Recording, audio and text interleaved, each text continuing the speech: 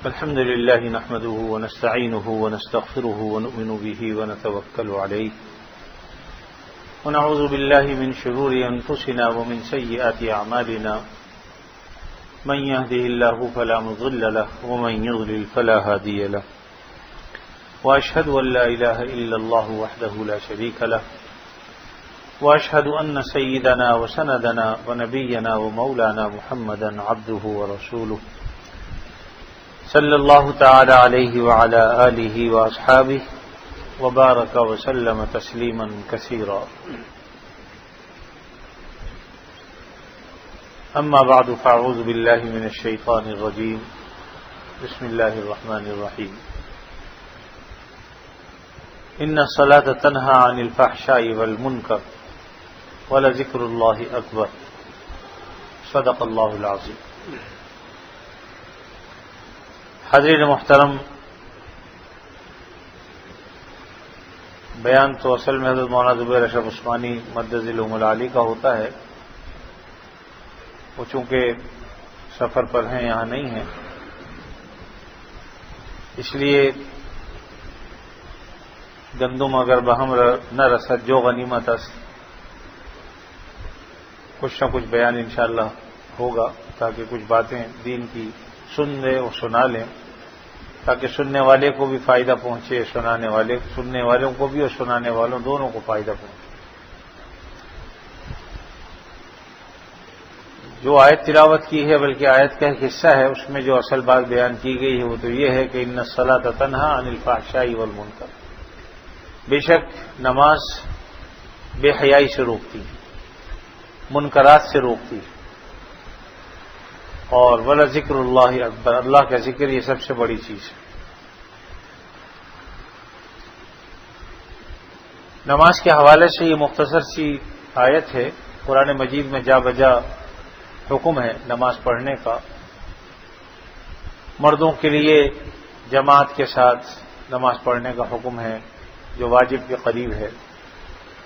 بغیر کسی عذر کے جماعت کو ترک کر دینا مردوں کے لیے جائز نہیں ہے. جہاں تک خواتین کا تعلق ہے تو انہیں بھی چاہیے کہ اپنے وقت پر گھروں میں نماز پڑھیں، اس میں تاخیر نہ کریں، بلکہ ان کو تو چونکہ کسی کا انتظار نہیں ہوتا، جیسے ہی اذان ہو جائے یا جماعت یا وقت نماز ہو جائے اس کے بعد چاہے اذان ہوئی ہو یا نہ ہوئی ہو، مثلا اگر 5 بجے عصر کا وقت ہو رہا ہے تو وہ 5 بجے کے بعد نماز پڑھ سکتی ہیں، چاہے اذان ہوئی ہو یا نہ ہوئی ہو. البتہ مردوں کے لیے چونکہ باقاعدہ اذان دی جاتی ہے تاکہ وہ مسجد میں آئیں اور اس کے بعد ایک نماز کا وقت مقرر ہوتا ہے، تو اس لیے وہ پابندی کے ساتھ جماعت کے لیے حاضر ہونا چاہیے ان کو. اور اس سلسلے میں نبی کریم صلی اللہ علیہ وسلم نے بڑا جو حکم بھی عطا فرمایا ہے، یعنی وعید ہے بہت سخت، کہ آپ نے فرمایا کہ میرا جی چاہتا ہے کہ میں جماعت کے لیے کھڑا ہوں، اور جو لوگ نماز کے لیے نہیں آتے باوجود اس کے کہ انہیں وہ عذر نہیں ہے تو کچھ لوگوں کو میں اپنے ساتھ لوں اور لے جا کر ان لوگوں کو جو گھروں میں ہیں نماز پڑھنے کے لیے نہیں آتے تو میرا جی چاہتا ہے ان گھروں کو جلا دوں. باوجود اس کے کہ آپ رحمت للعالمین ہیں، شفیق ہیں، مہربان ہیں امت پر، لیکن اس کے باوجود یہ حکم کتنا سخت ہے. آپ نے فرمایا کہ اگر عورتیں اور بچے گھروں میں نہ ہوں تو میں ان جوانوں کو حکم دیتا کہ ان کے گھروں میں آگ لگا دیں جو نماز کے لیے مسجد میں نہیں آتے. اس سے یہ پتہ چلا کہ خواتین کی وجہ سے اور عورتوں کی وجہ سے اللہ کے رسول صلی اللہ علیہ وسلم نے یہ حکم نہیں دیا. اس سے یہ بھی پتہ چل گیا کہ عورتوں کا مسجد میں آنا ضروری نہیں ہے، بلکہ آپ صلی اللہ علیہ وسلم کے زمانے میں تو وہ آتی تھیں، کیونکہ وہ زمانہ خیر کا زمانہ تھا، عافیت کا زمانہ تھا، اور آپ سے بہتر زمانہ کس کا زمانہ ہوگا. اس وقت وہی بھی نازل ہو رہی ہوتی تھی، یعنی دین کی کوئی نئی بات بتانی ہوتی تھی آپ صلی اللہ علیہ وسلم بتا دیا کرتے تھے. تو وہ خیر کا زمانہ تھا، اس لیے آپ کے زمانے کو ہم اس زمانے پر، اس زمانے کو اس زمانے پر قیاس نہیں کر سکتے. فقہاء احناف یعنی احناف کے جو فقہا ہیں ان کے نزدیک حکم یہی ہے کہ عورتیں گھروں میں نماز ادا کریں، یہ ان کے لیے زیادہ بہتر ہے بنسبت اس کے کہ وہ مسجدوں میں آئیں۔ اب جہاں تک آپ صلی اللہ علیہ وسلم کے زمانے میں خواتین کی مسجدوں میں آنے کا حکم تھا اور آپ کے پیچھے وہ آ کر نماز پڑھا کرتی تھی، تو تب بھی آپ نے کوئی ترغیب انہیں کبھی نہیں دی، تاکید بھی نہیں فرمائی کہ تم مسجدوں میں آ کر نماز پڑھو، اور نہ کہیں قرآن و حدیث سے یہ بات پتہ چلتی ہے کہ اگر عورتیں مسجدوں میں نہیں آئیں گی تو ان کے لیے یہ گناہ ہے یا ان کو یہ سزا ہے، بلکہ جیسا کہ میں نے ابھی حدیث بیان کی کہ آپ نے فرمایا کہ اگر خواتین گھروں میں نہ ہوں اور بچے نہ ہوں تو میں ان نوجوانوں کو حکم دیں کہ ان کے گھروں کو آگ لگا دیں، لیکن چونکہ خواتین ہوتی ہیں گھروں میں، بچے ہوتے ہیں، اس سے پتہ چلا کہ ان کے لیے آپ کا یہ حکم نہیں ہے، بلکہ ان مردوں کے لیے حکم ہے جو گھروں میں ہیں، انہیں کوئی عذر بھی نہیں ہے، بیمار بھی نہیں ہے، تو انہیں چاہیے کہ وہ آ کر مسجد میں نماز ادا کریں۔ رمضان المبارک کا زمانہ قریب آ رہا ہے، ہمارے ہاں معاملات بڑے عجیب ہوتے ہیں، افراد و تفریط ہے۔ ایک طرف تو فرض نمازوں کے لیے خواتین کو منع کیا جاتا ہے کہ گھروں میں ہی پڑھیں، زیادہ بہتر یہ، اور دوسری طرف یہ کہ جب تراویح ہو رہی ہوتی ہیں تو باقاعدہ لوگ انتظامات کرتے ہیں۔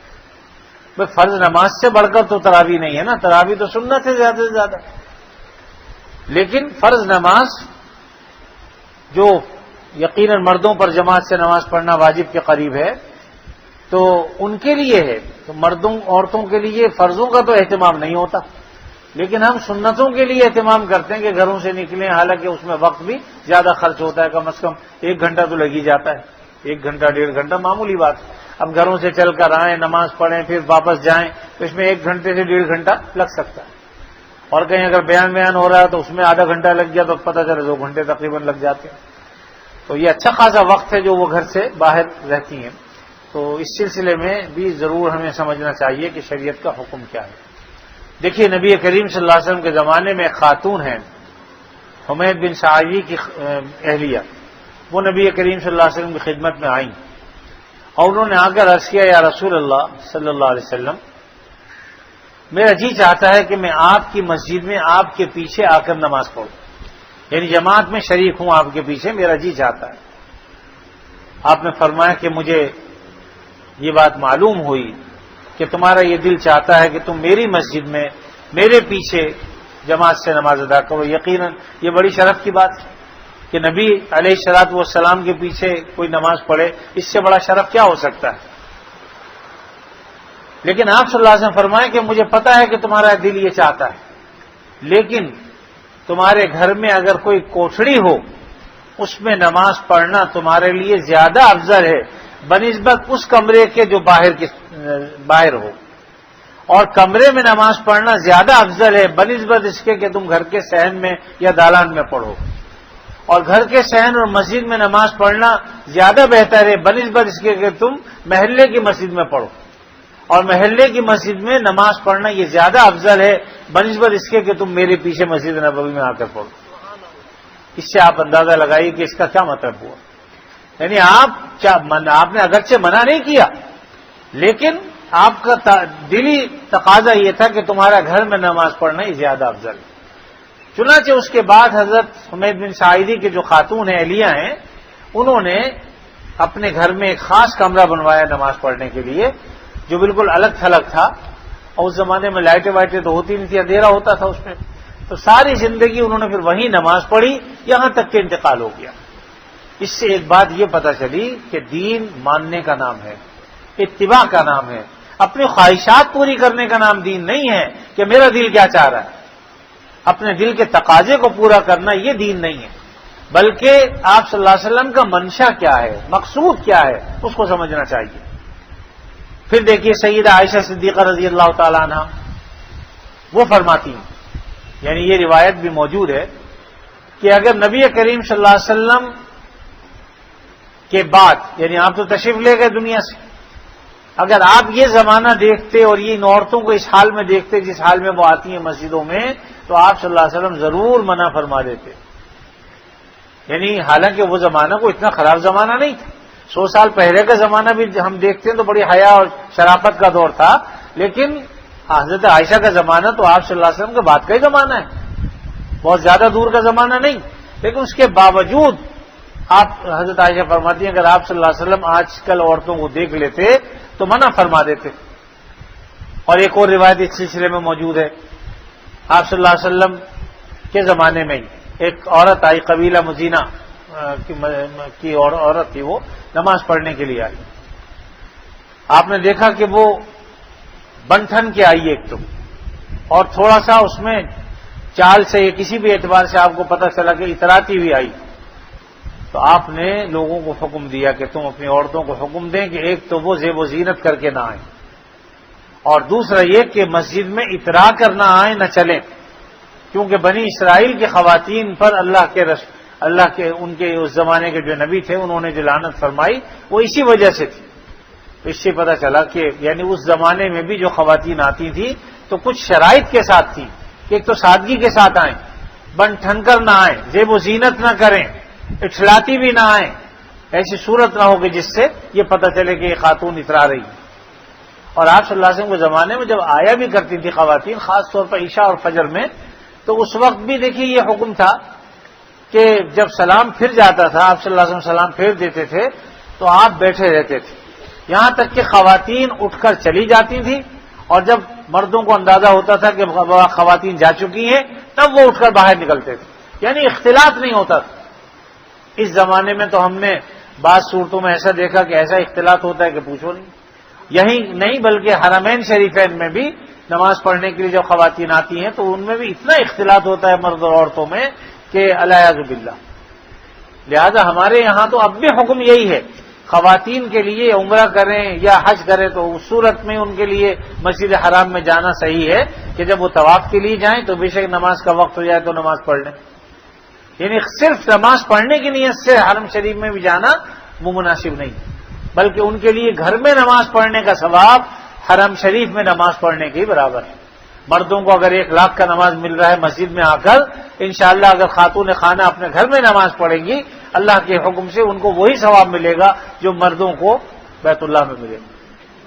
مسجد نبوی میں جو ثواب مل رہا ہے 50,000 نماز کا یا 1,000 نماز کا, تو خاتون خانہ اگر گھر میں پڑھیں گی تو یقین ان کو وہی اجر و ثواب. اور آج بھی اگر آپ دیکھیں تو سارا مدینہ کو مسجد نبوی میں آ کر نماز نہیں پڑھتا, یا وہاں جو محلے کی مساجد ہیں وہاں بھی چند خواتین ہوتی ہیں, ایسا نہیں ہوتا کہ ساری خواتین مسجد میں آ کے نماز پڑھ رہی ہوتی ہیں. البتہ مسجدوں کے قریب اگر کوئی جگہ ایسی ہے یا بازاروں میں مسجدیں, وہاں پر اگر کوئی ایسی جگہ بنائی جائے جو پردے کے ساتھ ہو کہ خواتین اگر بازار آئی ہیں کسی وجہ سے کسی ضرورت کے تحت اور نماز کا وقت ہو گیا تو وہ بھی تاکہ آ کر نماز پڑھ لیں, تو اس میں کوئی حرج نہیں ہے کہ وہ آ کر اپنی نماز پڑھیں اور چلی جائیں. کوئی اختلاط اس پہ نہیں ہوتی. جیسے ہمارے یہاں بھی یہ مسجد پہلے بھی بنی ہوئی تھی, اب پکی بنائی جا رہی ہے کہ راستے میں جب نماز کا وقت ہو جاتا ہے بہت سے لوگ نماز کے لیے یہاں رکتے ہیں, تو وہ جب نماز کا وقت ہو تو وہ اپنی نماز پڑھیں اور چلی جائیں. تو اس کی بہرحال حوصلہ افزائی نہیں کرنی چاہیے کہ خواتین آ کر مسجدوں میں نماز پڑھیں, بلکہ وہ اپنے گھروں میں نماز پڑھیں, یہ زیادہ بہتر ہے. البتہ اگر ضرورت کے تحت وہ باہر آئی ہیں اور نماز کا وقت ہو گیا ہے اور مسجد کے قریب میں کوئی پردے کے ساتھ جگہ ہے اور وہ اپنی نماز پڑھنے وہاں, اس میں کوئی حرج نہیں. اسی طریقے سے آپ سمجھ لیجئے کہ جب فرض نمازوں کے بارے میں یہ احکام ہیں تو تراویح کے بارے میں آپ کیا سمجھتے ہیں؟ تراویح تو سنت, اس کے لیے خواتین کو یہ جماعت بھی مناسب نہیں اور خواتین کا مسجد میں آنا بھی مناسب نہیں, اس لیے اس کی بھی حوصلہ شکنی کرنی چاہیے, حوصلہ افزائی کی ضرورت نہیں. بلکہ جو احکام ہیں فقہائے احناف کے نزدیک اور جو مفتیان کرام نے فتاوی دیے ہیں اس کے تحت خواتین کے لیے بہتر یہ ہے کہ اپنے گھروں میں نماز پڑھیں, اپنے طور پر پڑھیں, جماعت کرانے کی بھی ضرورت نہیں. البتہ گھر میں اگر کوئی حافظہ بچی ہے اور اسے یقیناً قرآن مجید یاد رکھنے کے لیے اس کی ضرورت ہے تو اگر وہ اپنے گھر میں نماز تراویح کی کرا دے اور اس میں 2-4 گھر کی خواتین شریک ہو جائیں تو کوئی حرج نہیں. لیکن اس میں بھی تداعی نہ ہو. تداعی کا معنی ہوتے ہیں دعوت دے کے بلانا کہ بھائی ہمارے یہاں تراویح ہو رہی تم بھی آ جاؤ تم بھی آ جاؤ, یہ جائز نہیں.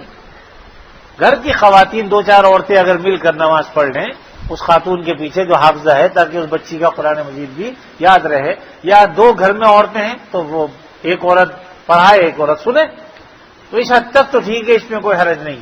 لیکن باقاعدہ آج کل جس طریقے سے ایک رسم بن گئی ہے اور اپارٹمنٹ کے باہر یا وہاں جو جائے مسجد ہوتی ہے باقاعدہ فرضوں کے لیے تو وہاں جگہ نہیں بنائی جاتی, لیکن تراویح کے لیے باقاعدہ ٹینٹ لگا کر جو ہے وہ نماز کے لیے جگہ بنائی جاتی ہے کہ اگر خواتین یہاں پر نماز پڑھ لیں، تو یاد رکھیے یہ کوئی احسن طریقہ نہیں ہے، اس کی حوصلہ افزائی نہیں کی جانی چاہیے، بلکہ انہیں محبت پیار سے سمجھانا چاہیے کہ اللہ تعالیٰ نے تمہارے لیے گھر میں نماز پڑھنے پر ہی وہ اجر و ثواب رکھا ہے جو مردوں کو جماعت سے نماز پڑھنے پر ملتا ہے۔ یقیناً جب ان سے محبت پیار سے بات سمجھائی جائے گی اور منشا ان کی سمجھ میں آ جائے گا تو انشاءاللہ پھر اس پر وہ ضد بھی نہیں کریں گے۔ اس لیے طریقے سے بات کو سمجھانا چاہیے، مقصود کوئی اور نہیں۔ اس زمانے میں جبکہ آپ دیکھتے ہیں کہ بے حیائی کا زمانہ ہے، یعنی اب تو نکاح بھی ہو رہا ہوتا ہے، اگر کہیں لان میں کہیں ادھر ہوتا ہے تو وہ آ کے قاضی صاحب کے دائیں بائیں آ کے کھڑی ہو جاتی ہیں خواتین، کوئی پردہ کوئی چیز ہے ہی نہیں۔ اور اسی طریقے سے اگر مسجدوں میں بھی ہیں تو ایک ہی گیٹ سے آنا اور جانا، اختلاط، یہ سب کچھ ہوتا ہے کہ جو عبادتیں ہوئی ہیں وہ بھی ضائع ہو جاتی ہیں۔ تو منع فرمایا شریعت۔ آپ صلی اللہ علیہ وسلم نے یہاں تک فرمایا کہ اس زمانے میں جب عورتیں آتی تھیں فرمایا کہ عورت خوشبو لگا کے نہ آئے، حالانکہ مسجد میں آ رہی لیکن فرمایا خوشبو لگا کر نہ آئے، منع ہے، سخت حرام ہے یہ چیز۔ آج تو بازاروں میں، شادی بیاہ میں، جہاں بھی چلے جائیں اختلاط بھی ہے، ساتھ میں خوشبو اور دیگر بے پردگی اور بے حیائی کا وہ عالم ہے کہ علامان والحفیظ۔ تو جو جیسے، اور پھر یہ کہ اب اس پردے کی اہمیت بھی دلوں سے نکلتی جا رہی ہے۔ پہلے کسی نہ کسی درجے میں کوئی چادر لے لی، دوپٹہ اوڑھ لیا، اس قسم کی چیزیں تھی، اب تو اس چیز کو فرسودہ خیال کرتے ہیں۔ بھائی ہمارا دین فرسودہ نہیں ہے، ہم اگر نبی کے امتی ہیں تو آپ صلی اللہ علیہ وسلم کے طریقوں پر عمل کریں گے تو ہی نجات ہے ہماری۔ یوں اللہ تعالیٰ کسی کو بخش دے تو ہمارے باپ کی جنت نہیں ہے بھائی، اللہ تعالیٰ کریم ہے، جس کو چاہیں بخش دے اور جس کے چاہے کرم کا معاملہ کرے، ہم کون ہوتے؟ لیکن جو شریعت کے احکام ہیں وہ یہی ہیں کہ پردے کے ساتھ رہیں، حیا کے ساتھ رہیں، اور اسی خوشبو سے منع فرمایا، پیروں میں پازیب، جہاں جہاں ایسی چیز جو آواز والا زیور ہوتا ہے اس سے منع فرمایا، کوئی ایسی چیز جو زیب و زینت کی ہو اس سے منع فرمایا۔ تو یقیناً ہماری خیر اسی میں ہے میرے عزیزو کہ ہم شریعت کے احکام کو سمجھیں، کیونکہ وہ اپنے دل کا تقاضا یا اپنے دل کی خواہش پوری کرنا مقصد نہیں ہے، اصل یہ ہے کہ جو احکامات ہم تک پہنچے ہیں شریعت کی روشنی میں وہ ہم اپنے بہن بھائیوں تک پہنچا دیں تاکہ وہ اس پر صحیح طریقے پر عمل کرنے کی کوشش کریں۔ اصل مقصود یہ ہے کہ اللہ کو ہم راضی کریں۔ دیکھیے عبادت کرنے کا مقصد کیا ہے؟ عبادت کرنے کا مقصد یہ ہوتا ہے کہ ہماری اول تو تخلیقی عبادت کے لیے، وما خلقت الجن والانس الا لیعبدون، اللہ نے قرآن مجید میں فرمایا کہ ہم نے انسانوں کو اور جنوں کو پیدا ہی اس لیے کیا ہے اپنی عبادت کے لیے۔ چنانچہ اللہ تعالیٰ اگر یہ حکم دیتے کہ 24 گھنٹے سجدے میں رہو تو یہ کوئی ناانصافی نہ ہوتی، ظلم نہ ہوتا۔ یہ اللہ تعالیٰ کی مہربانی ہے کہ اس نے ہمیں اپنے اوقات بھی دیے کہ بھئی نماز بھی پڑھو، اپنا کام کاج بھی کرو، رزق حلال کی تلاش بھی کرو، اپنے بیوی بچوں کے لیے جو ہے وہ جو ہے کوئی کام کرو تاکہ تمہیں اپنے گھر میں آسودگی رہے، کوئی تمہیں پریشانی نہ ہو۔ یہ اللہ تعالیٰ کی مہربانی، ورنہ اللہ تعالیٰ کا معاملہ تو یہ کہ اس نے ہماری جان اور مال کا سودا کر لیا۔ ان اللہ اشتری من المؤمنین انفسهم واموالهم بان لهم الجنہ، جنت کے بدلے میں اللہ تعالیٰ نے مال کا بھی سودا کر لیا کہ مال بھی ہمارا، جان بھی ہماری، جہاں ہم کہیں وہاں خرچ کرو، جہاں ہم کہیں وہاں جان دے دو۔ یہ اللہ تعالیٰ نے ہم سے سودا کر، اس کے بدلے میں اللہ فرماتے ہیں کہ میں تمہیں جنت عطا کروں گا۔ لیکن یہ اللہ کی مہربانی ہے کہ اس نے اس کے باوجود ہمیں وقت دیا ہے کہ تم اپنے اوقات کو دوسرے کاموں میں بھی لگا سکتے ہو۔ لیکن جب آپ کو پتہ ہے کہ اجازت ملتی ہے تو پھر تھوڑی سی اجازت ہوتی ہے نا، جس طریقے سے ہمارے یہاں اگر کھڑے ہونے کی جگہ مل گئی، آہستہ آہستہ دونوں پیر رکھنے کی جگہ، تو اس کے بعد بیٹھنے کی جگہ، پھر اس کے بعد لیٹنے کی جگہ، کوشش کرتا ہے کہ جو بیچارہ اصل ہوتا ہے وہ باہر ہوتا ہے اور خود وہ اندر۔ تو ہمارے یہاں جس طریقے سے معاملات چل رہے ہیں کہ تھوڑا سا اگر ڈھیل دی جاتی ہے تو باقی ساری کسر ہم خود پوری کر دیتے ہیں۔ تو اسی لیے شریعت کے جو احکامات ہیں ان کے تقاضوں پر عمل کرنا یہ اصل چیز ہے۔ تو وما خلقت الجن والانس الا لیعبدون کا تقاضا تو یہی تھا کہ اللہ تعالیٰ کی مہربانی ہے کہ اس نے ہمیں حکم دیا۔ اب رمضان المبارک الحمدللہ قریب آ رہے ہیں، اس میں ہمیں ابھی سے سوچنا چاہیے کہ ہم نے کیا کرنا ہے، ٹائم ٹیبل بنانا چاہیے، یعنی اپنے نظام کو مرتب کرنا چاہیے تاکہ ہم اس نظام کے مطابق اور مرتب کردہ جو ہمارا نظام ہے اس کے مطابق ہم عمل کر سکیں۔ ہمارے بعض بزرگان دین میں فرمائیں کہ یہ مہینہ ایسا ہے اگر تم اپنے آپ کو خالص اللہ کی عبادت کے لیے کر لو، یعنی کام سے بھی فارغ ہو سکتے ہو تو ہو جاؤ، کوئی حرج نہیں۔ 11 مہینے ہم نے کام کیا، اگر ایک مہینے ہم خالص جو ہمارا مقصد تخلیق ہے اس مقصد کے لیے اپنے آپ کو لگا لیں تو یہ کوئی ایسی بات نہیں ہے، بڑی بات، بلکہ اللہ تعالیٰ کے احسان سمجھیں کہ اس نے 11 مہینے میں موقع دیا، کھاؤ کماؤ۔ اور اس ماہ مبارک میں بھی رزق میں وسعت کر دی جاتی ہے. ایسا نہیں ہے کہ رزق کو تنگی ہوتی ہے. اللہ تعالیٰ وہ کچھ عطا فرماتے ہیں اس مہینے میں جو عام دنوں میں نہیں ملتا. شہری میں بھی وہ کچھ ملتا ہے, افطار میں بھی وہ کچھ ملتا ہے جو عام طور پہ نہیں ملتا. یہ تو اللہ تعالیٰ کا احسان ہے. رزق بڑھا دیا جاتا ہے, پھر ہمیں حکم دیا جاتا ہے کہ بھئی تم اب اور لوگوں کے ساتھ بھی یہ معاملہ کرو. اللہ نے تمہارے رزق وسیع کر دیا ہے, تم دوسرے لوگوں پر یہ خرچ کرو. تو بہرحال میرا مقصد اس وقت انشاءاللہ آئندہ جمعہ اس سلسلے میں کچھ بیان کیا جائے گا, لیکن اصل جو بات کہنے کی وہ یہ کہ ہم جو مرد حضرات ہیں وہ کوشش کر کے جماعت سے نماز پڑھنے کی کوشش کریں. بغیر عذر کے گھروں میں نماز پڑھنا مردوں کے لیے صحیح نہیں. اور جہاں تک خواتین کا معاملہ ہے تو اللہ تعالیٰ نے ان کے لیے آسانیاں اور سہولتیں رکھی ہیں. وہ اپنے گھروں میں اہتمام کے ساتھ وقت آ جانے پر نماز کا اہتمام کریں, نماز پڑھیں. انشاءاللہ جو جماعت سے اپنے گھروں میں جو نماز پڑھیں گی وقت پر, انشاءاللہ وہی ثواب ان کو ملے گا جو مردوں کو جماعت سے نماز پڑھنے پر ملتا ہے. اب مردوں کو دیکھیے نماز پڑھنے کا ثواب جماعت سے کیا ہے, 27 گنا زیادہ ثواب ملتا ہے. ایک آدمی اگر تنہا نماز پڑھتا ہے اور ایک آدمی جماعت سے پڑھتا ہے, دونوں کی نمازوں میں 27 درجے فضیلت ہے. اور اللہ تعالیٰ چاہیں گے تو اس ثواب کو اور بڑھا بھی دیں گے. صدقات ادا کرنے میں 700 گنا تک بڑھا دیتے ہیں. اور اللہ تعالیٰ اگر ہمارے اندر خشوع و خضوع زیادہ ہو سکتا ہے اس ثواب کو اور زیادہ بڑھا دے. تو جو ثواب اجر و ثواب ہمیں مل رہا ہے 27 گنا, ہماری مائیں بہنیں بیٹیاں گھروں میں جو نماز پڑھیں گی انشاءاللہ ان کو وہی 27 درجے زائد ثواب ملے گا. اسی طریقے سے اگر مسجد نبوی میں مردوں کو 50,000 یا 1,000 نماز کا ثواب ملتا ہے, عورتوں کو اگر مدینے میں پڑھیں گے انشاءاللہ وہی 1,000 و 50,000 کا ثواب ملے گا. اور مکہ مکرمہ انشاءاللہ 1 لاکھ کا ملے گا. تو بہرحال یہ ساری چیزیں اپنی جگہ پر ہیں. اس لیے ہمیں چاہیے کہ ہم سنت کے مطابق عمل کرنے کی کوشش کریں. یاد رکھیے یہ بات بار بار بیان کی جاتی ہے کہ سنت کے مطابق عمل کرنا یہ زیادہ افضل ہے بنسبت اس کے کہ ہم اپنی خواہشات کے مطابق عمل کریں. تو اللہ تعالیٰ مجھے بھی, کیونکہ میں خود سب سے زیادہ محتاج ہوں, سنتوں پر عمل کرنے کی توفیق عطا فرمائے. آپ سب کو بھی, اور جو ہماری مائیں بہنیں بیٹیاں ہیں گھروں میں ان کا بھی ایک ذہن بنائیں تاکہ گھروں میں رہ کر نماز بھی پڑھیں, دین سیکھیں. دین سیکھنے سکھانے کے ادارے موجود ہیں, وہاں چونکہ اہتمام ہوتا ہے پردے کا اور دیگر چیزوں کا. اگر دین سیکھنے کے لیے جاتی ہیں, چاہے وہ بیان کی مجلس ہو دین سیکھنے کے لیے ہے, اور وہاں اس بات کا اہتمام کیا جاتا ہے کہ مرد اور عورتوں کا اختلاط نہ ہو, تو ایسی جگہوں پر دین سیکھنے کے لیے بھی آنا ان کا جائز ہے تاکہ دین کی بات سنیں, سیکھیں اور سمجھ کر عمل کرنے کی کوشش کریں. اللہ تعالیٰ اپنے فضل و کرم سے ہم سب کو اعمال صالحہ کی توفیق بھی عطا فرمائے اور ہم سب کو دین متین پر چلنے کی توفیق دے. وآخر دعوانا ان الحمدللہ رب العالمین. نحمده ونصلي ونسلم على رسوله الكريم اما بعد. یہ کتابچہ ہے حضرت مولانا مفتی عبدالرؤف صاحب سکھروی مدظل العالی کا, خواتین کا مسجد کی تراویح میں شرکت کا حکم. ایک سوال کے جواب میں حضرت نے تحریر فرمایا ہے, اور اس کو سنوانے کا مقصد بھی یہ ہے کہ یقیناً ہماری مائیں بہنیں بیٹیاں انہیں بھی شوق ہے, جذبہ ہے کہ وہ مردوں کی طرح مسجد میں جا کر جماعت کے ساتھ نماز پڑھیں. اور یقیناً یہ ان کی ایمانداری دینداری کا تقاضا ہے کہ دل میں یہ خیال آتا ہے. لیکن جب ہم سرکار دو عالم صلی اللہ علیہ وسلم کہ صحابہ کرام کا عمل دیکھتے ہیں اور اس کے بعد کے زمانے کا معاملہ دیکھتے ہیں تو خلاصے کے طور پر جو بات معلوم ہوتی ہے وہ یہ کہ گھروں میں عورتوں کا نماز پڑھنا ان کے حق میں مسجد میں نماز پڑھنے سے زیادہ افضل اور بہتر ہے. جب فرض نمازوں کے بارے میں حکم یہ ہے کہ گھروں میں پڑھیں تو تراویح تو سنت ہے. یقیناً جب ہم فرض مسجد میں آ کر نہیں پڑھتی تو تراویح کے لیے گھر سے باہر نکلنا کیسے صحیح ہو سکتا ہے؟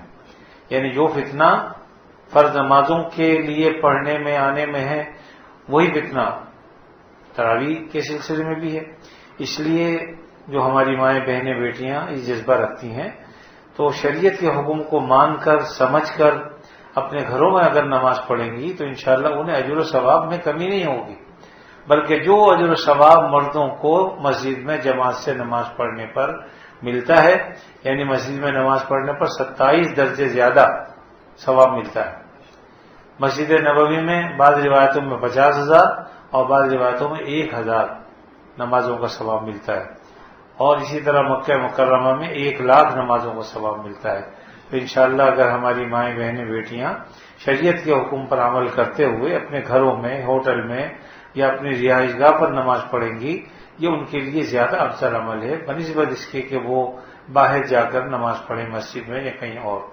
البتہ علماء نے اس کی اجازت دی ہے کہ جب وہ سلام پڑھنے کے لیے جائیں اور نماز کا وقت ہو جائے تو مسجد نبوی میں تو چونکہ خواتین کے لیے بالکل الگ تھلگ جگہ بنی ہوئی ہے تو اس لیے وہاں نماز پڑھ سکتی ہیں۔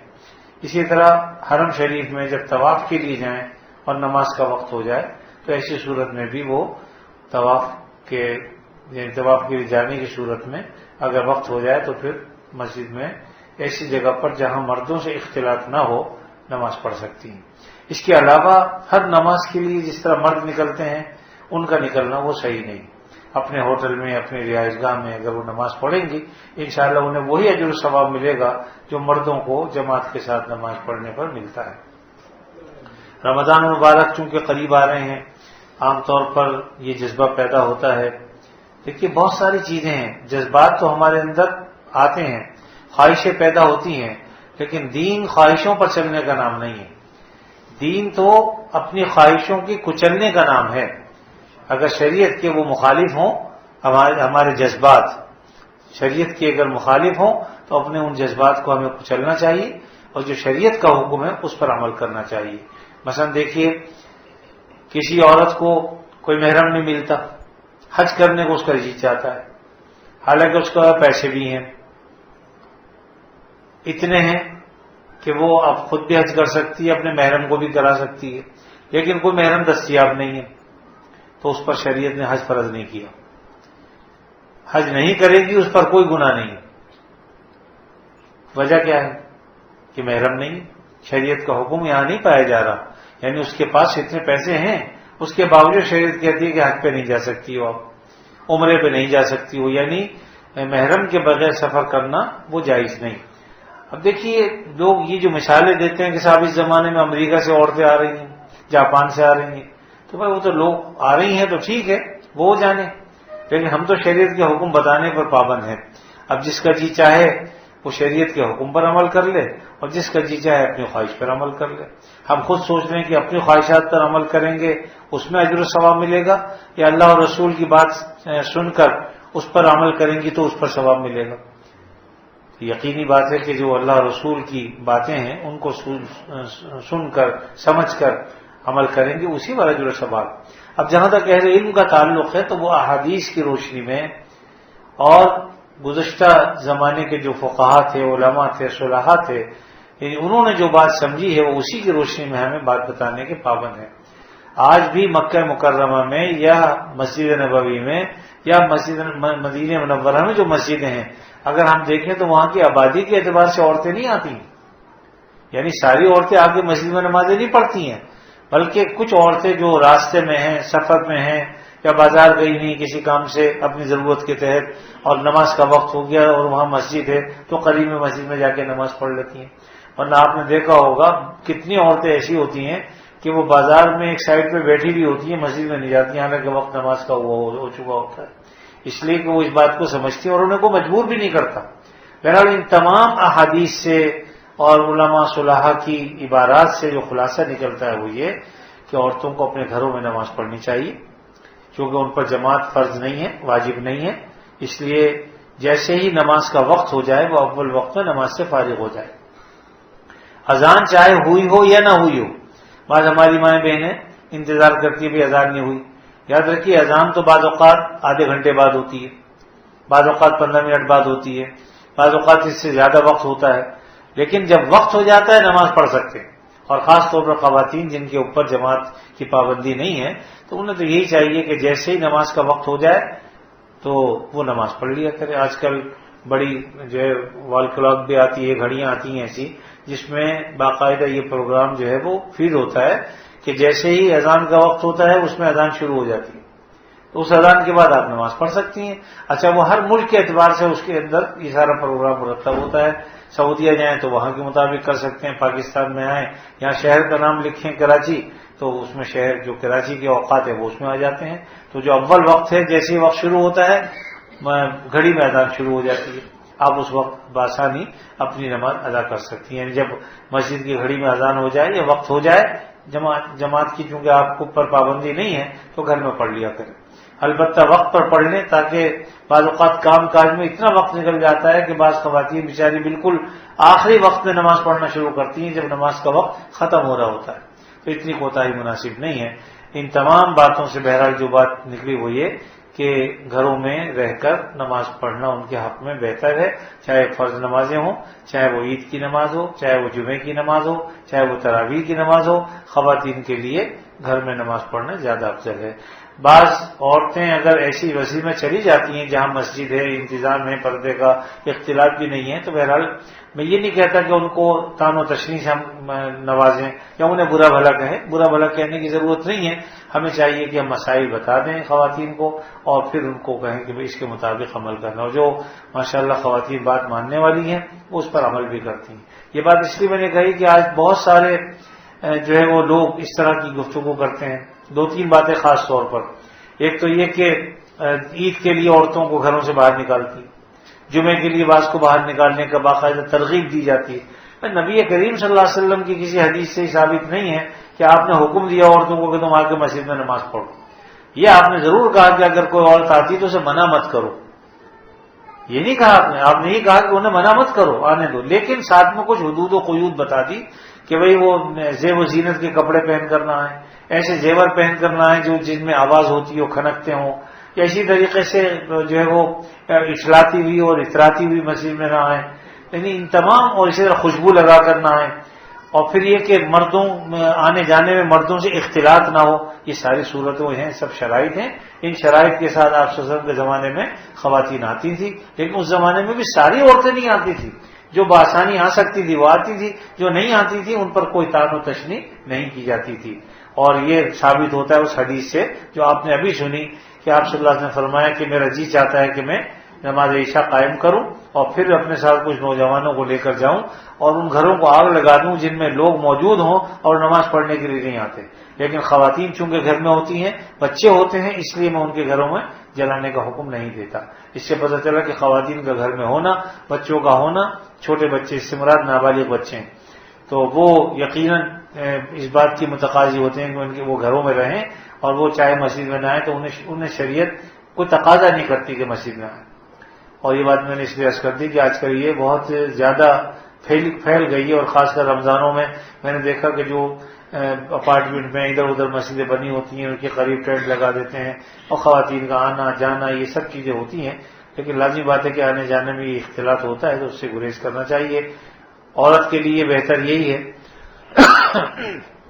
سوائے ضرورت کے گھروں سے باہر نہ نکلیں، اپنے پردے کے ساتھ، اپنی حیا کے ساتھ گھروں میں رہے. قرآن مجید میں بھی اللہ نے اس کا حکم دیا وَقَرْنَ فِي بُيُوتِكُنَّ وَلَا تَبَرَّجْنَ تَبَرُّجَ الْجَاهِلِيَّةِ الْأُولَىٰ، کہ تمہیں چاہیے کہ تم عورتیں اپنے گھروں میں بیٹھی رہو اور بغیر ضرورت کے گھروں سے باہر نہ نکلیں. البتہ اگر ضرورت ہے کسی کام کے لیے ان کا جانا ضروری ہے تو پھر بے شک جا سکتی ہیں اپنے کسی محرم کے ساتھ، اپنے شوہر کے ساتھ، اپنے بھائی کے ساتھ، اور جو ضرورت ہے وہ اپنی ضرورت پوری کر لیں. بہرحال چند احکام ہیں. اس کو چونکہ رمضان مبارک قریب آ رہا ہے تو میں نے سوچا کہ یہ چیز سنوا دی جائیں تاکہ ہم خواتین میں جو ہماری مائیں بہنیں ہیں ان میں یہ جذبہ پیدا ہو کہ ہم اپنے خواہش کو تو مار لیں لیکن شریعت کے حکم کو ہم اونچا رکھیں تاکہ ہمیں اس پر اجر و ثواب بھی ملے. اللہ تعالیٰ اپنے فضل و کرم سے ہم سب کو عمل کی توفیق عطا فرمائے. ایک بات ذہن میں آئی جو رہ گئی تھی.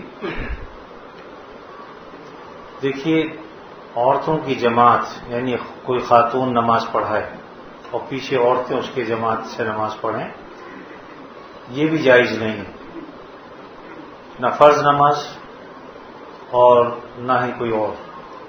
حتیٰ کہ تراویح کا حکم بھی یہی ہے کہ کوئی عورت آگے یعنی امام بن کر نماز پڑھائے اور عورتیں اس کے پیچھے نماز پڑھیں، یہ بھی جائز نہیں ہے. اور کچھ صراحت کوئی تصریح اس سلسلے میں کسی حدیث میں موجود نہیں ہے. اس لیے اصل حکم تو یہی ہے کہ جماعت عورتیں نہ کرائیں، بلکہ فرض نماز بھی الگ الگ پڑھیں، سنتیں بھی الگ پڑھیں، وتر بھی اپنی اپنی پڑھیں، الگ جماعت سے نہ کریں. البتہ حضرت مفتی شیخ صاحب رحمۃ اللہ علیہ سے جب کسی نے یہ بات پوچھی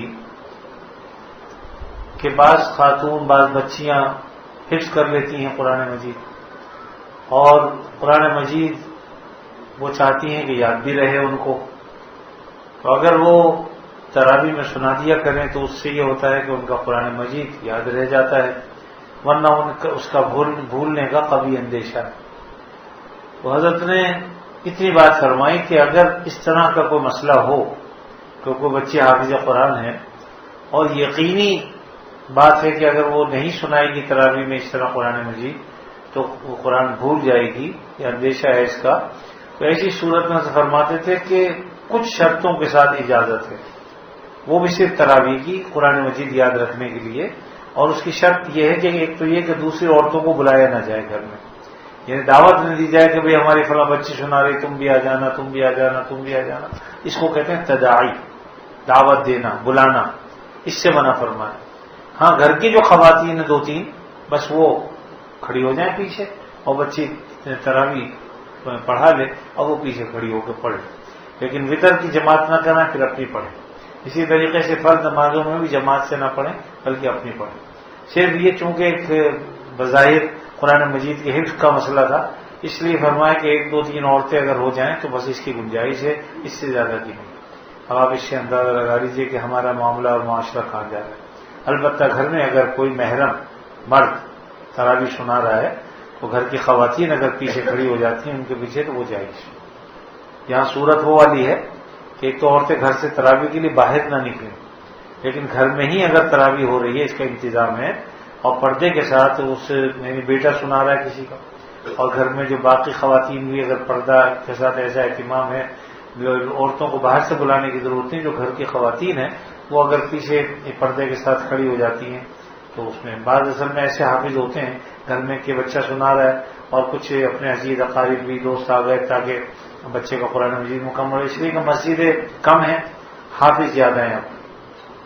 ایک زمانے میں معاملہ الٹ تھا، حافظ کم ہوتے تھے مسجدیں زیادہ ہوتی تھی، لیکن اب معاملہ الحمدللہ یہ ہے کہ اللہ کے فضل و کرم سے حفاظ بہت زیادہ ہے اور مقابلے مسجدیں بہت کم ہیں، تو اس لیے اگر گھر میں سنا رہے ہیں اور کچھ دوست احباب یا ان کے عزیز اقارب آ کر بچے کی تلاوت بھی ہو جائے، اس کو قرآن مجید بھی یاد رہے تو اس کے لیے وہ کرتے ہیں، اور باہر بالکل پردے کے ساتھ خواتین بھی پیچھے نماز پڑھ رہی ہوں جس میں کوئی اختلاط وغیرہ نہ ہو تو پھر اس کے پیچھے نماز پڑھنا میرا جائز ہے۔ باہر جانے کی جو ہے وہ اجازت شریعت نے نہیں دی، گھر میں رہتے ہوئے اگر اس صورت میں ہو تو پھر جائز ہے۔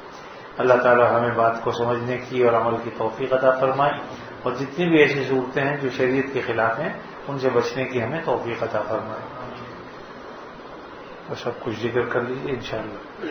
آئندہ اتوار غالباً آخری اتوار ہوگی رمضان سے پہلے، اس کے بعد پھر انشاءاللہ جو مجلس ہوگی وہ عید کے بعد ہوگی انشاءاللہ اللہ نے چاہا تو، لیکن آئندہ جو اتوار ہوگی اس میں کچھ رمضان المبارک سے متعلق کچھ اور باتیں جو ہوں گی انشاءاللہ وہ عرض کی جائیں گی، اس لیے وقت پر آنے کی کوشش بھی فرمائیں اور تاکہ ان باتوں کو ذہن نشین کر لیں، اور اللہ تعالیٰ توفیق دے دو اس پر عمل کرنے کی بھی اللہ ہمیں توفیق اللہ تعالیٰ عطا فرمائے۔ الحمد للہ رب العالمین والعاقبۃ للمتقین والصلاة والسلام علی رسولہ الکریم سیدنا و مولانا محمد وعلی آلہ واصحابہ اجمعین۔ لک الحمد علی ما قضیت ولک الشکر علی ما اعطیت، تبارکت ربنا وتعالیت، نستغفرک اللہم من جمیع الذنوب والخطایا ونتوب الیک، لا ملجأ ولا منجا ولا ملتجا منک الا الیک، اللهم إنا نعوذ برضاك من سخطك وبمعافاتك من عقوبتك وبك منك لا نحصي ثناء عليك أنت كما أثنيت على نفسك برحمتك يا أرحم الراحمين۔ اللهم بارك لنا في شعبان وبلغنا رمضان، اللهم بارك لنا في شعبان وبلغنا رمضان، اللهم بارك لنا في شعبان وبلغنا رمضان۔ یا اللہ اپنے فضل خاص سے ہمیں رمضان المبارک کی بہاریں دکھا دیجیے، اے اللہ ہمیں اتنی عمر عطا فرمائیے اور بار بار عطا فرمائیے کہ ہر سال رمضان المبارک میں ہم تیری عبادت دل و جان سے کریں، بلکہ اے اللہ دن و رات کے 24 گھنٹے اور اے اللہ ہفتے کے 7 دن، مہینے کے 30 دن اے اللہ تیری عبادت دل و جان سے ہم کرتے رہیں. یقیناً اگر ہم ساری عمر سجدے میں بھی پڑے رہیں تو اللہ آپ کا حق ادا نہیں ہو سکتا. اے اللہ ہم تیرے کمزور بندے ہیں، عاجز بندے ہیں، آپ ہی کی توفیق سے ہم عبادت کر پاتے ہیں، آپ ہی کی توفیق سے ہم تیرا نام لیتے ہیں. اے اللہ آپ ہی نے توفیق دے رکھی ہے کہ ہم ذکر کرتے ہیں، آپ ہی کی توفیق سے ہم نمازیں پڑھتے ہیں، قرآن مجید کی تلاوت کرتے ہیں، اپنے آپ کو دین میں لگانے کی کوشش کرتے ہیں، اپنے بچوں کو دین میں کھپانے کی کوشش کرتے ہیں. اے اللہ انہیں دیندار بنانے کی کوشش کرتے ہیں. یہ سب آپ کا فضل و کرم ہے، آپ کی دی ہوئی توفیق ہے. اگر آپ کی توفیق نہ ہو اے اللہ تو ارد گرد ماحول ہمارا سارا دشمن ہے. اے اللہ جو دین سے بھی بیزار ہے، دینداروں سے بھی بیزار ہے، یہ آپ کا فضل و کرم ہے، آپ کی عطا ہے، آپ کی مہربانی ہے. یا اللہ ہم آپ سے عافیت کے طلبگار ہیں. ہم تیرے بندے ہیں، بڑے کمزور ہیں، بہت عاجز ہیں. اے اللہ ہم بڑے خطا کار ہیں، گناہوں سے بھرے ہوئے ہیں، سر سے لے کے پیر تک لتھڑے ہوئے ہیں. اے اللہ ہماری مائیں بہنیں بیٹیاں بھی آتی ہیں. اے اللہ یقیناً تیری بندیاں ہیں. اے اللہ وہ بھی کمزور ہیں. اپنے فضل خاص سے ہم سب کو اے اللہ جسمانی اعتبار سے بھی قوی فرما دے، روحانی اعتبار سے بھی قوی فرما دے. اے اللہ یہاں آنے والا کوئی محروم نہ ہو. اے اللہ کوئی آنے والی محروم نہ ہو. اے اللہ سب کو جھولیاں بھر کے عطا فرمائیے. یا اللہ آپ تو دینے والے ہیں، یقیناً ہمیں میں کمی ہے، ہمیں میں کوتاہیاں ہیں. آپ فضل فرما دیجئے ہمیں مانگنے کی. اے اللہ مانگنے کی ہم میں صلاحیت نہیں، طریقہ نہیں آتا. آپ اپنے فضل و کرم سے ایسے طریقے پر مانگنے کی ہمیں توفیق عطا فرما. اے اللہ جس سے آپ کو پیار آ جائے. آپ اے اللہ ہمیں قبول فرما لیں، ہماری دعاؤں کو قبول فرما لیں. اے اللہ آپ خوش ہو جائیں، آپ ہم سے راضی ہو جائیں. اے اللہ ایسے طریقے پر مانگنے کی توفیق دے کہ آپ ہمارا ذکر اے اللہ فرشتوں میں کریں، فخر کے ساتھ کریں. اے اللہ ہم کسی قابل نہیں، تیرا محض فضل و کرم ہے، تیری عنایت ہے. ہم تیرے در کے اے اللہ فقیر ہیں، منگتے ہیں. اے اللہ آپ بڑی قوت والے ہیں، آپ قدرت والے ہیں، آپ جو چاہیں تو کر سکتے ہیں. اے اللہ ہم تیرے بندے ہیں، عاجز بندے ہیں، کمزور بندے ہیں. ہم پر رحم فرما دے، ہمارے بچوں پر رحم فرما دے، ہمارے گھر والوں پر رحم فرما دے. اے اللہ کوئی غم ہم ان کا نہ دیکھیں. اے اللہ تو اپنے فضل خاص سے عافیت والی زندگی عطا فرما. اے اللہ ہماری اولاد کی آنکھوں سے ہماری آنکھیں ٹھنڈی فرما دے. اے اللہ ہماری آنکھیں ٹھنڈی فرما دے. ایسے کام کی انہیں توفیق عطا فرما جس سے آپ بھی خوش ہوں، ہم بھی خوش ہوں، آقا دو عالم صلی اللہ علیہ وسلم بھی خوش ہوں. اے اللہ ہم سب جنت کے مکین بن جائیں. اے اللہ جنت ہمارا مکان بن جائے، جنت ہمارا مسکن بن جائے، جنت ہمارا ٹھکانہ ہو جائے. یا اللہ تو نے ہمیں جس طرح سے ایک چھت تلے یہاں رکھا ہے، وہاں بھی اپنے فضل خاص سے ہمیں اللہ ہمارے دوستوں کے ساتھ، ہمارے احباب کے ساتھ، ہمارے عزیز اقارب کے ساتھ، ہماری اولاد کے ساتھ اے اللہ ہمیں جنت الفردوس عطا فرما. اے اللہ ہم تیرے بندے ہیں، ہم پر رحم فرما دے، کرم فرما دے. قرآن مجید پڑھنے کی توفیق عطا فرما دے. ہم سے بڑی کوتاہیاں ہوتی ہیں اے اللہ، ہم سے بڑی کوتاہیاں ہوتی ہیں. جیسا تیرا نام لینا چاہیے ہم وہ ایسا نہیں کر پاتے، جیسے قرآن مجید کی تلاوت کرنی چاہیے تو نے تو ہمیں بڑی دولت عطا فرمائی ہے. اے اللہ ایسی دولت ہے کہ اس سے بڑی کوئی دولت ہو نہیں سکتی. ابھی آپ کے سامنے جو نظم بھی پڑھی ہے بھائی مصطفیٰ نے، ان کے بچے نے بھی ماشاءاللہ اس سال حفظ کیا ہے، اور یقیناً یہ اسی کا اثر تھا دل میں جو انہوں نے پڑھی. اللہ تعالیٰ ان کے بچے کو بھی مزید جو ہے وہ باعمل بنائے. اور الحمدللہ ہمارے بہت سارے بچے موجود ہیں یہاں. بھائی کامران کا بچہ ہے، عمران بھائی کا بچہ ہے، اسی طرح آفاق کے بچے ہیں، اور اسی طرح بھائی طارق صاحب کے بچے ہیں، اور دیگر شاداب بھائی کے ہیں. ماشاءاللہ سب نے اللہ کے فضل و کرم سے قرآن مجید کو سینے میں محفوظ کیا ہے. اے اللہ ہماری دعا ہے کہ ہمیں اس قابل کر دے کہ ہم انہیں ایسا ماحول فراہم کر سکیں کہ یہ تیرے بن جائیں. اے اللہ تیرے بن جائیں اور عامل بن جائیں، قرآن مجید کے تقاضوں پر عمل کرنے والے بن جائیں. اے اللہ زمانہ بڑا خراب ہے، اے اللہ ماحول بڑا خراب ہے، یقیناً بچوں پر بھی اثر انداز ہوتا ہے، لیکن آپ اپنا فضل فرما دیجئے. ہمارے ان بچوں کو سیدھے راستے پر رکھیے، ہمیں بھی سیدھے راستے پر رکھیے، ہماری ماؤں بہنوں بیٹیوں کو بھی سیدھے راستے پر رکھیے. اے اللہ ہم سب تیرے بندے ہیں، اپنا فضل فرما دے، کرم فرما دے، ہمیں رزق حلال عطا فرما، وسعت کے ساتھ عطا فرما. اے اللہ ہر قسم کی پریشانیوں سے ہمیں نجات عطا فرما، اے اللہ جو تشویشیں ہیں ان سے بھی ہمیں نجات عطا فرما، جو پریشانیاں ہمارے ذہنوں میں ہیں اے اللہ ان سے بھی ہمارے دماغ کو فارغ فرما دے، اے اللہ آپ ہمارے لیے کافی ہو جائیے، اے اللہ آپ ہمارے لیے کافی ہو جائیے، اے اللہ آپ ہمارے لیے کافی ہو جائیے۔ آپ ہی نے فرمایا ہے کہ علیہ اللہ بکافٍ عبدہ، کہ اللہ اپنے بندے کے لیے کافی نہیں، یقیناً آپ کافی ہیں۔ ہمیں ایسا یقین عطا فرما دے، ہمیں ایسا اعتماد عطا فرما دے کہ آپ کے ذات کے سوا ہمارا کسی پر اعتماد نہ ہو، آپ کی ذات کے علاوہ کسی پر توکل نہ ہو، آپ کی ذات کے علاوہ کسی پر بھروسہ نہ ہو۔ اے اللہ آپ ہی ہمارے ماوا و ملجا ہیں، آپ ہی ہمارے ٹھکانہ ہیں۔ اے اللہ آپ اپنا فضل فرمائیے، آپ کرم فرما دیجئے۔ اے اللہ آپ ہی ہمارے وکیل ہیں، آپ ہی ہمارے کارساز ہیں۔ یا اللہ آپ ہی ہماری بگڑیاں بناتے ہیں، اے اللہ آپ ہی ہمیں رزق عطا فرماتے ہیں، آپ ہی ہم پر بارشیں برساتے ہیں، اے اللہ آپ ہی ہمیں کھلاتے ہیں، آپ ہی ہمیں پلاتے ہیں۔ اپنا فضل فرما دیجئے، اے اللہ اپنا فضل فرما دیجئے۔ اے اللہ اس ماہ مبارک میں ہم عہد کرتے ہیں ابھی سے کہ اللہ اس کو ایسے گزارنے کی کوشش کریں گے، اے اللہ ایسے گزارنے کی کوشش کریں گے جس سے آپ راضی ہو جائیں، لیکن آپ کی توفیق کے بغیر ہم ایسا نہیں کر سکتے۔ اے اللہ ہم آپ سے توفیق مانگتے ہیں، توفیق اطاعت مانگتے ہیں۔ اے اللہ ہمارے صبح سے لے کر شام تک، شام سے لے کر صبح تک اے اللہ ہماری ایسی گزریں کہ آپ ہم سے راضی ہو جائیں۔ ہمیں زیادہ سے زیادہ اپنی بندگی کی توفیق عطا فرما، قرآن مجید پڑھنے کی توفیق عطا فرما، اے اللہ دل و جان سے نوافل پڑھنے کی توفیق عطا فرما، اے اللہ اپنے عزیز اقارب کے جو حقوق ہیں ان کو ادا کرنے کی توفیق عطا فرما، اے اللہ اپنے فضل و کرم سے کسی کا حق ہمارے ذمے باقی نہ ہو، اے اللہ ایک ایک حق ادا کرنے کی توفیق عطا فرما۔ اب تک جو حق تلفیاں ہو گئی ہیں انہیں معاف فرما، اور اے اللہ مرنے سے پہلے ان کی ادائیگی کی توفیق عطا فرما، تلافی کی توفیق عطا فرما۔ یا اللہ ہم پر رحم فرما دے، ہم پر کرم فرما دے، ہمارے عزیز اقارب میں یقیناً ہماری اے اللہ ہم کوتاہیاں کرتے ہیں ان کے حق میں، ہمیں معاف فرما دے، اے اللہ ان کے حقوق کی ادائیگی کی توفیق عطا فرما دے، اے اللہ توفیق عطا فرما دے۔ ہمت بھی آپ دیں گے اے اللہ، استطاعت بھی آپ عطا فرمائیں گے، توفیق بھی آپ ہی عطا فرمائیں گے۔ اپنا فضل فرما دیجئے، کرم فرما دیجئے۔ ہم جب تک زندہ رہیں ہمیں عافیت والی زندگی عطا فرما، اے اللہ ہم میں سے کسی کو کسی کا محتاج نہ بنا، کسی کے آگے ذلیل نہ فرما، کسی کے آگے رسوا نہ فرما۔ آپس کی محبتیں ہمیں عطا فرما، میاں بیویوں میں آپس میں محبت قائم فرما، اولادوں کے درمیان میں محبت پیدا فرما، ساس بہوؤں کے درمیان محبتیں پیدا فرما، اے اللہ بھاوج نندوں کے درمیان محبتیں پیدا فرما، اے اللہ اسی طرح مردوں کے درمیان بھی، بھائیوں کے درمیان بھی محبتیں پیدا فرما۔ اپنے فضل و کرم سے یا اللہ ہم سب کو باہم شیر و شکر فرما۔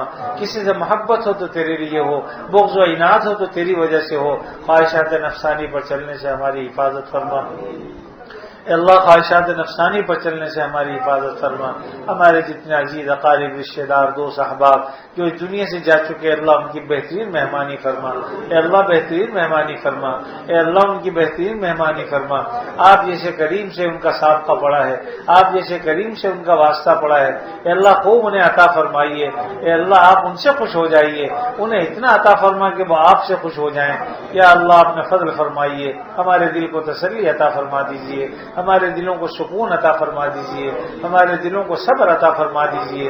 یا اللہ اپنا فضل فرما دے، اپنا کرم فرما دے، جب تک زندہ رہیں آپ صلی اللہ علیہ وسلم کی تعلیمات کے مطابق زندگی گزارنے کی توفیق عطا فرما۔ اے اللہ ہماری پردہ پوشیاں فرما، پردہ دری نہ فرما، اے اللہ ہماری پردہ پوشیاں فرما، پردہ دری نہ فرما۔ جو کام اے اللہ ابھی تک نامکمل ہیں انہیں پایہ تکمیل تک پہنچا دے۔ اے اللہ جو ہمارے ارادے ہیں ان ارادوں میں ہمیں برکت عطا فرما دے۔ اے اللہ اپنے فضل خاص سے ہم پر رحم فرما دے، کرم فرما دے۔ یا اللہ رحم و کرم فرما دے۔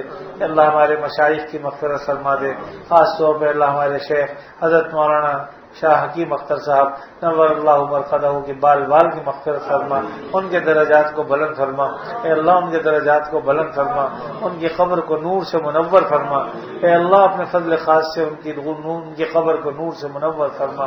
اور اے اللہ ہم سے جس نے دعاؤں کے لیے کہا ہے، نہیں بھی کہا تب بھی یا اللہ اپنے فضل خاص سے سب کی جائز حاجتیں پوری فرما۔ ہم جب تک زندہ رہیں آپ صلی اللہ علیہ وسلم کی تعلیمات کے مطابق زندگی گزارنے کی توفیق عطا فرما، اور ہم میں سے جس کسی کا جب کبھی وقت آخر آئے خاتمہ ایمان پر فرما۔ وصلی اللہ تعالی علی خیر خلقہ محمد وعلی آلہ واصحابہ وازواجہ وذریاتہ وآل بیتہ اجمعین آمین برحمتک یا ارحم الراحمین۔ ہے.